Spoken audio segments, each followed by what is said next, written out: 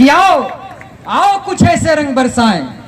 आओ कुछ ऐसे रंग बरसाएं कि मुरथल में फूल खिले, हिंदू मुस्लिम सिख बौद्ध सब आपस में फिर गले मिले, मिटे अंधेरा इस धरती का चारों तरफ उजाला हो, सच्चे के सिर ताज सजे और झूठे का मुंह काला हो, प्रेम की भाषा जो बोले उसको पूरा सम्मान मिले, घृणा द्वेष उन्माद की भाषा जो बोले अपमान मिले,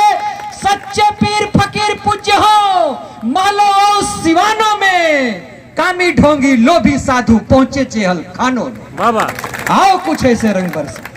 आओ कुछ ऐसे रंग बरसाएं कि मुरथल में फूल खिले, हिंदू मुस्लिम सिख बौद्ध सब आपस में फिर गले मिले, मिटे अंधेरा इस धरती का चारों तरफ उजाला हो, सच्चे के सिर ताज सजे और झूठे का मुंह काला हो, प्रेम की भाषा जो बोले उसको पूरा सम्मान मिले, घृणा द्वेष उन्माद की भाषा जो बोले अपमान मिले, सच्चे पीर फकीर पूज्य हो मालो सिवानों में, कामी ढोंगी लोभी साधु पहुंचे चेहल खानों में।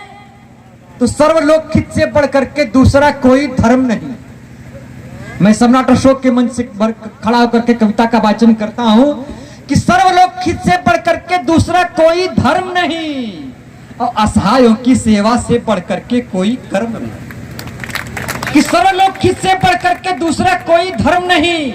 असहायों की सेवा से बढ़कर के कोई कर्म नहीं, और सत्यमेव जयते को जन जन मन मन में सम्मान मिले, जियो और जीने दो को सबसे ऊंचा स्थान मिले। बाबा कि सर्वलोक हित से बढ़कर के दूसरा कोई धर्म नहीं, असहायों की सेवा से बढ़कर के कोई कर्म नहीं, सत्यमेव जयते को जन जन मन मन में सम्मान मिले, जियो और जीने दो को सबसे ऊंचा स्थान मिले।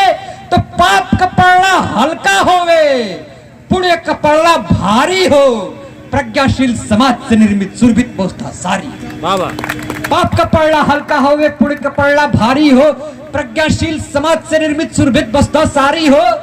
तो फूके शंख अयोध्या में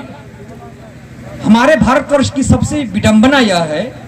कि जब हम विदेशों में जाते हैं तो गौतम बुद्ध और विवेकानंद और सम्राट अशोक को बेचते हैं, और जब भारतवर्ष में आते हैं तो हिंदू मुस्लिम सिख ईसाई करने। इससे बड़ा दुर्भाग्य भारतवर्ष का कोई और नहीं हो सकता। लेकिन मेरा भारत होगा, अभी पटना में कार्यक्रम होने जा रहा है, उसका विषय बिंदु सर्वधर्म संभाव है, जो सम्राट अशोक की प्रथम नीति थी, सर्वधर्म संभाव। तो मेरा भारत होगा, जब सम्राट अशोक का भारत होगा तो हमारी धार्मिक स्थिति कैसे होगी कि फूके शंख अयोध्या में तो गूंजे काशी काबा तक, और गौतम बुद्ध की सम्यक वाणी पहुंचे साईं बाबा तक, अल्लाह अकबर की ध्वनि से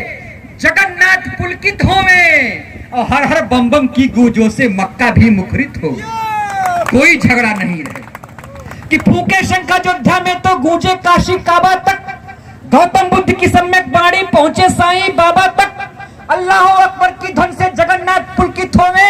हर हर बम बम की गूंजों से मक्का भी मुखरित होवे, और भजनों का स्वर झंकृत होवे प्रातः काल लजानों में, अभयारण्य बने गायों का सारे बूचड़ खानों में, कोई झगड़ा नहीं रहे।